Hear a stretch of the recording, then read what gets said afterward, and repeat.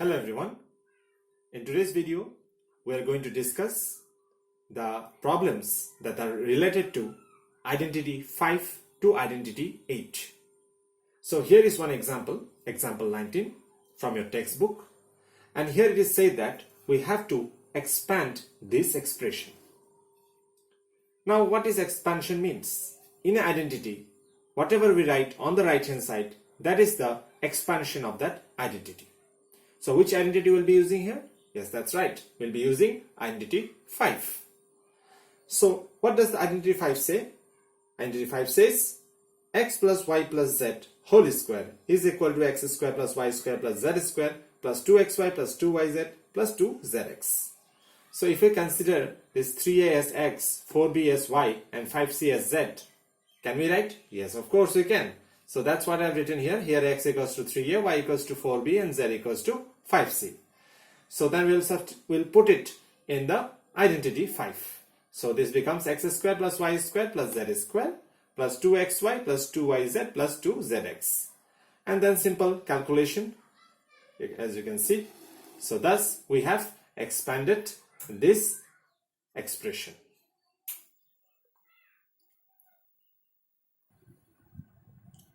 Now let us see at the next example. Here also we have to expand this. Now it is quite obvious that here also we will be using identity 5.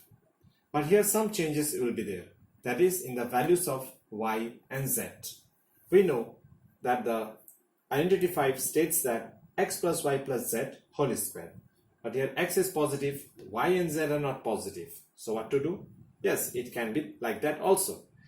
Y value can be negative and z value can be also negative.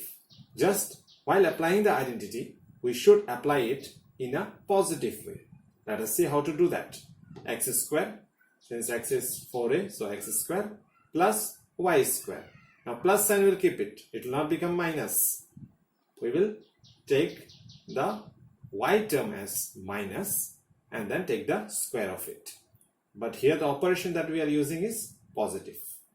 So similarly, z value also we will take as negative.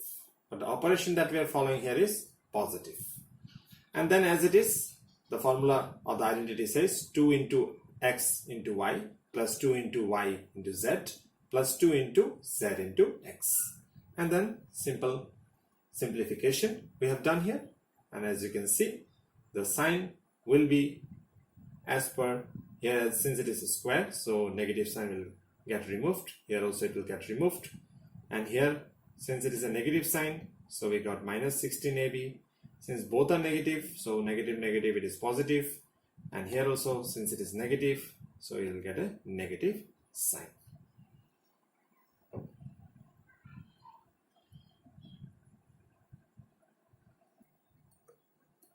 Now let us see example 21. Now here it is given factorize this whole thing. Now how to do that? Here also we have to use identity, because we cannot use here middle term splitting or the factor theorem for finding or for factorizing this expression.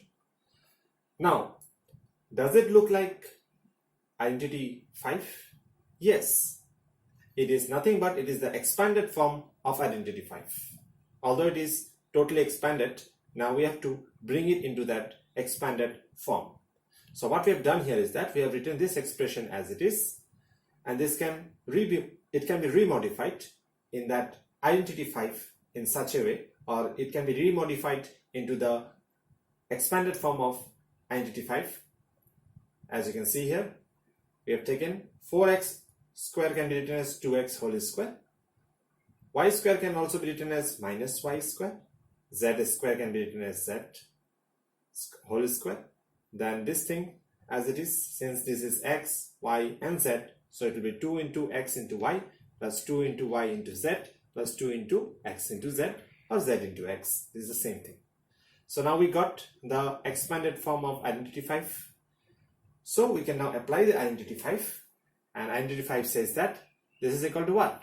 Yes, of course, it is equal to x plus y plus z whole square. So what is the value of x? 2x. What is the value of y? Minus y. And what is the value of z? z.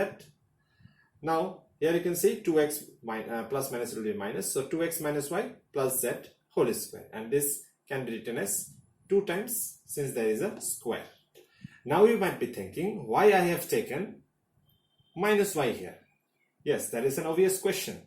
Why I have taken minus y here? Because if you see carefully, here only these two terms, minus 4xy minus yz, these two terms are only having a what is called negative sign. And what variable or which variable is common here? Y. So obviously y has a negative sign. Clear? If it was x or it was z, then this term would also be a negative sign. But it is not. So obviously the main we can say the main variable which is having the negative sign is the y variable. So we have taken minus y.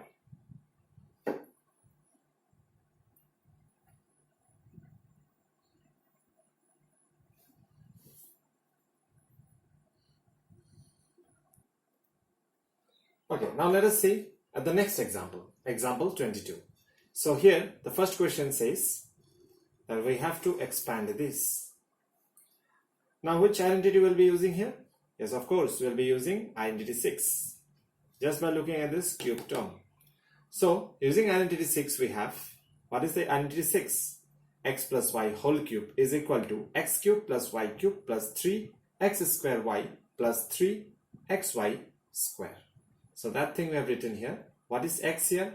3a. What is y here? 4b. So x cube plus y cube plus 3x square y plus 3xy square.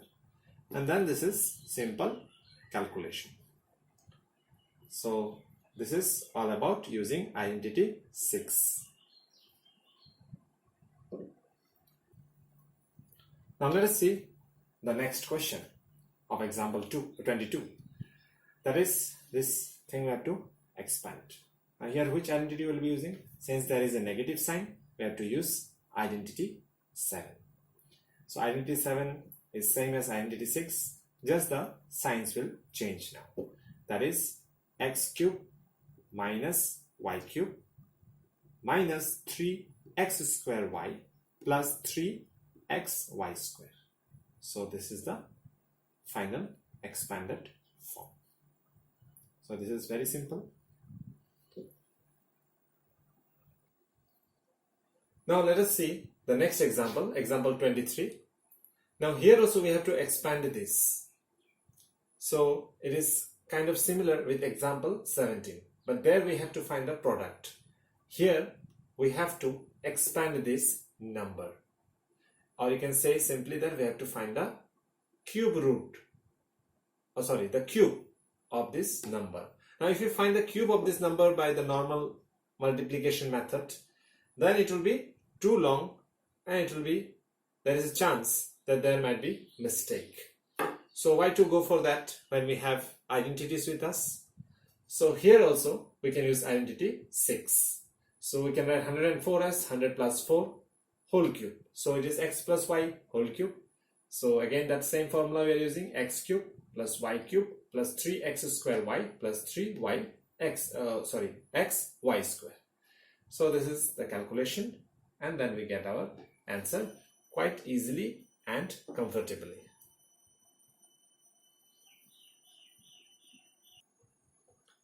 Now let us see at the second question of example 23, that is 999. Now we could have written it as 900 plus 99.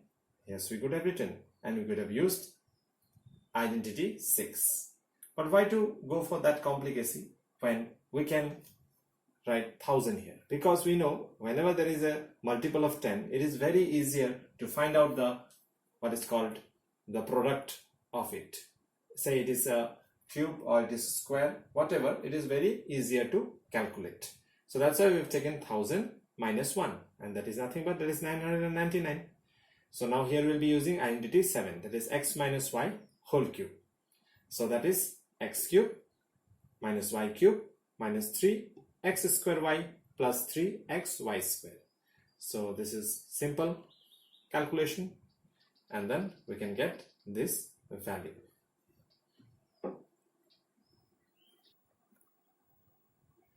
Now let us see the next example, example 24.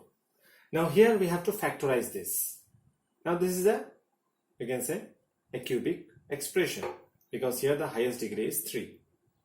Now we will not be doing by the methods that we have learned in our previous classes, by the factor method or by the middle term splitting or by the long division method. No, those methods will not be following. We will be following directly the identities. So before applying the identity here, first we need to bring it in the form of the identity. Now this, I can clearly say that this is the expanded form of identity 6. How it is? Let us see. This 8x cube can be written as 2x whole cube. 27y cube can be written as 3y whole cube. 36x square y can be written as 3 into 2x square into 3y. And 54xy square can be written as 3 into 2x into 3y whole square. And so it is in the form x cube plus y cube plus 3x square y plus 3xy square. So this is obviously identity 6. It is the expanded form of identity 6. So using identity 6, we can write directly as 2x plus 3y whole cube, that is x plus y whole cube. So this I have written in the factor form. So thereby we have factorized it in just 3 lines. So it is quite simple of factorizing any quantity, or you can say any expression using the identities. If we can bring them in the identity form, we must go for that identity factorization. It is one of the easiest and one of the simplest way of factorizing such kind of a long expression. Clear? Now let us see the last example that is given in your book in this identities part. So factorize this one, this expression. So it is clearly in the identity 8 form. Although I have not written here identity 8 using identity 8, but it is clearly in the identity 8 form. How? Let us see. You can see here this can be written as 2x cube, this can be written as y cube, y whole cube, and this can be written as 3z whole cube. And this can be broken down into 3x into y into z. So obviously it is the identity 8.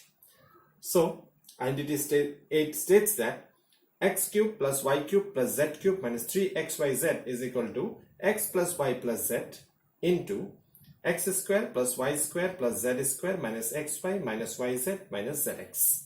So that same thing we have used here, x plus y plus z into x square plus y square plus z square minus xy minus yz minus xz.